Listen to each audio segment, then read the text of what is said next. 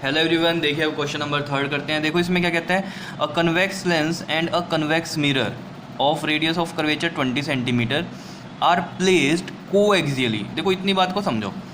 देखो जैसे ये प्रिंसिपल एक्सिस है आपके पास, ये वाला, ठीक है। एक है कन्वेक्स लेंस, तो ये कन्वेक्स लेंस बना दिया मैंने यहाँ पर, और एक है कन्वेक्स मिरर। कन्वेक्स मिरर है तो कन्वेक्स मिरर मान लीजिए इस तरीके से मैं ये बना दिया, ठीक है। और ये इसको पॉलिश कर दिया क्योंकि मिरर ऐसा ही होता है, इधर से देखने पे देखो कन्वेक्स लग रहा है, ठीक है। अब इसकी जो रेडियस ऑफ कर्वेचर है कितनी दी हुई है, 20 सेंटीमीटर दी हुई है, ठीक है। इसका देखो सेंटर कहाँ बनेगा, ऑब्वियस सी बात है, ये ऐसे बनेगा इसका स्फीयर, तो ऑब्वियस बात है सेंटर यहाँ बनेगा। तो ये रेडियस ऑफ कर्वेचर ये हो गई आपके पास, कितनी हो गई है, 20 सेंटीमीटर हो गई। क्लियर है इतनी बात। उसके बाद कह रहा है आर प्लेस्ड कोएक्सियली। ये तो समझ गए, कोएक्सियली का मतलब क्या होता है, एक ही एक्सिस पे है, ठीक है ना। कोएक्सियली एक ही एक्सिस पे है। Now the convex mirror placed at a centre of 30 centimetre from the lens. Convex mirror जो है वो कितनी दूरी पे प्लेस्ड है, 30 सेंटीमीटर फ्रॉम द लेंस। मतलब ये यहाँ से देखो, ये वाली जो दूरी है, ये वाली कितनी हो गई यहाँ से यहाँ की, ये 30 सेंटीमीटर की दूरी हो गई। क्लियर, समझ रहे होंगे बात को। फिर कहता है for a point object at a distance of 25 centimetre from the lens. For a point object, यहाँ पर देखो, यहाँ पर कहीं ये पॉइंट ऑब्जेक्ट पड़ा है, ये रहा, दिख रहा है। और कितनी दूरी पे है ये लेंस से, 25 सेंटीमीटर की दूरी पे है, ये बात बोल रहा है। The final image due to this combination, कह रहा है जो फाइनल इमेज बनेगी इस कम्बिनेशन की वजह से, coincide with the object itself. Coincide with the object itself मतलब क्या, जहाँ ऑब्जेक्ट है यहीं पर इमेज बन रही है, ये बात कह रहा है ये। और आपको क्या निकालना है, फोकल लेंथ निकालनी है। तो मतलब फोकल लेंथ हमें निकालनी है कन्वेक्स लेंस की। तो ये तो देखो आपको फॉर्मूला पता है, 1/f = में 1/v माइनस में 1/u होता है। यहाँ पर आपको पता है u भी आपको पता है, u कितना हो जाएगा, माइनस का 25 सेंटीमीटर ऑब्जेक्ट का डिस्टेंस यानी कि, ठीक है, क्योंकि ये आपके पास लेफ्ट हैंड साइड है तो माइनस में आ गया। अब मेन बात आती है v नहीं पता हमें, तभी फोकल लेंथ निकलेगी अगर v पता होगी। अब देखना v कैसे पता चलेगा हमें। जो ये बात बोल रहा है ना कि ये जो कम्बिनेशन है, ये क्या बता रहा है आपको, the final image due to this combination coincide with the object itself. इसी चीज़ से निकलेगी आपके पास ये v की वैल्यू। देखो कैसे, ऑब्जेक्ट से मान लो ये एक रे गई, ठीक।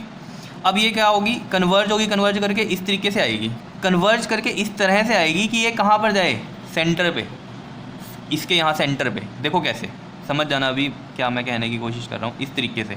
और ये डॉटेड बनाएंगे तो सेंटर पे जाए। देखो होता क्या, ये रे इस तरीके से गई, ऑब्वियस ही बात है, अगर ये सेंटर से इस मिरर पे ये क्या होता है, एक नॉर्मल होता है, ठीक है। ये नॉर्मल पे ही आनी चाहिए ना, तभी कोइंसाइड करेगा। क्यों, अगर नॉर्मल पे आएगी ये इस मिरर पे, तो मिरर क्या करता है, अगर नॉर्मल पे रे आ रही है उसी पे ही उसको बैक कर देता है, मतलब उसी रे पे इसको बैक कर देगा इस तरीके से। तो ऑब्वियस बात है, यहाँ से बैक हुई है तो ये पाथ फॉलो अपना इधर से भी यही करेगी, और ये यहाँ पर इमेज बन जाएगी ऑब्जेक्ट पे ही। क्या इतनी बात समझ रहे हो। देखो इस चीज़ को ऐसे समझो, जैसे ये आपके पास मिरर होता था यहाँ, ठीक है, और ये क्या होता था, नॉर्मल। अब मैं ये कह रहा हूँ नॉर्मल पे ही रे आई, ठीक है। तो नॉर्मल पे रे आई तो मतलब क्या है, इंसिडेंट रे आई, तो i = 0 है क्योंकि नॉर्मल के साथ ही देखेंगे। और लॉ ऑफ रिफ्लेक्शन से होगा क्या, r भी क्या होना चाहिए, 0 होना चाहिए। तो वो कैसे होगा, जब ये इस पे ही बैक जाएगी। तो ये बात मैंने आपको पहले भी बताई है, नॉर्मल रिफ्लेक्शन कैसे होती है, इस तरीके से रे आई और इस तरीके से जाएगी, ठीक है ना। लेकिन अगर नॉर्मल पे ही आ रही है इंसिडेंट रे, तो वो नॉर्मल पर ही रिफ्लेक्ट भी हो जाएगी। क्लियर है, समझ रहे हो ये कहानी, ठीक है। तो वही चीज़ यहाँ पर थी। और आपको पता है स्फीयर्स में किस तरीके से हम करते थे, ये स्फीयर्स में ये इसका सेंटर है और इसके ऊपर ये सेंटर से कहीं पर भी, ठीक है ना, क्या होगा, नॉर्मली डलती हैं लाइंस, ठीक है ना, परपेंडिकुलर होते हैं, 90 डिग्री पे बनती हैं। तो ऑब्वियसली सेंटर से हमें पता है नॉर्मल होता है।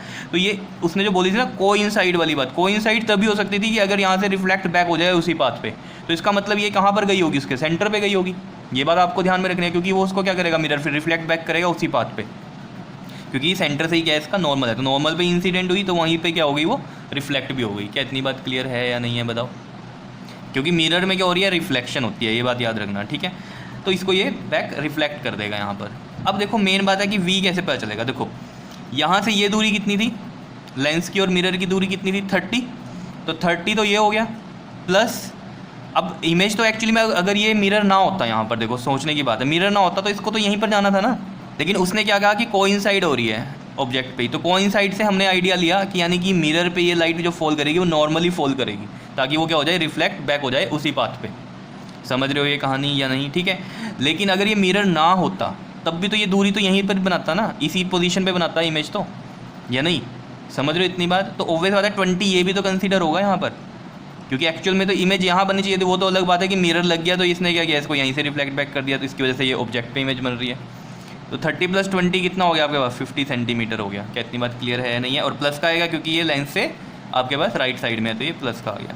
क्योंकि देखो फोकल लेंथ वो पूछ रहा है कन्वेक्स लेंस की, तो लेंस की पूछ रहा है, तो उसके लिए ऑब्जेक्ट देखना है और उसी के लिए हमें इमेज देखनी है। तो एक्चुअल में इसकी इमेज तो यहाँ बनती है ना, वो तो मिरर लग गया, इसकी वजह से इसने इसको क्या किया, रिफ्लेक्ट बैक कर दिया। आया क्वेश्चन समझ में? बहुत अच्छा क्वेश्चन है, बहुत इंपॉर्टेंट भी है, ठीक है। तो फोकल लेंथ निकल जाएगी इसमें। तो कहानी क्या थी, वी की ही थी मेन तो कहानी, ठीक है ना। तो वी हो गया हमारे पास प्लस का 50, माइनस में ये 1/u, यू कितना है माइनस का 25, तो ये बन गया 1/50 प्लस में 1/25, क्योंकि माइनस माइनस प्लस हो जाएगा। तो यहाँ से देखो अब आपके पास एलसीएम देख लेते हैं 50 और 25 के लिए, 5 1 0 5 5 ज़ा 5 2 ज़ा 5 1 ज़ा, ठीक है। तो 5 2 ज़ा 10 5 ज़ा 50, 50 एलसीएम, इनको डिवाइड करो 1 × 1 × 1, 50 और 50 को डिवाइड करेंगे ना, 1 आएगा, 1 को 1 से मल्टीप्लाई किया तो 1, 25 और 50 को डिवाइड करो 2, 2 × 1 2, तो ये कितना आ गया आपके पास 3/50 आ गया। 1/f कितना आ गया 3/50, और f की वैल्यू जो आ जाएगी इसको रिवर्स करेंगे तो ये 50/3 आ जाएगी। इसको डिवाइड करते हैं ज़रा, 50 और ये 3 डिवाइड करो ज़रा इसको, 3 1 ज़ा 3, 2 0, 3 6 ज़ा 18, 2 फिर 0 लगेगी तो पॉइंट लगेगा, फिर 3 6 ज़ा 18, ये तो ऐसे चलता ही रहेगा, 6 ज़ा 18, 2 0 6 ज़ा 18, ऐसे ही चलता रहेगा ये तो, ठीक है ना। तो देखो जो वैल्यू आई है आपके पास वो आई है 16.666 सेंटीमीटर, और इसको अगर हम राउंड ऑफ करेंगे तो ये 6 है, 5 से बड़ा है, तो पिछली वैल्यू एक बढ़ जाएगी, तो 16.67 सेंटीमीटर इसका आंसर आ जाएगा आपके पास। और देख लो आंसर क्या आ रहा है, प्लस में आ रहा है, क्योंकि कन्वेक्स लेंस है और कन्वेक्स लेंस की फोकल लेंथ किस में होनी चाहिए आपके पास, हमेशा प्लस में ही होनी चाहिए। क्या इतनी बात क्लियर है या नहीं है? तो 16.67 इज़ द आंसर। क्लियर है? कर लोगे ये क्वेश्चन, बहुत इंपॉर्टेंट है, ठीक है। मेन बात इसमें वही देखनी थी आपको, कन्वेक्स लेंस की इमेज कहाँ बन रही है, वी कितना है इसमें, वो आपको मेनली इसमें देखना था। क्लियर? ओके जी, थैंक यू।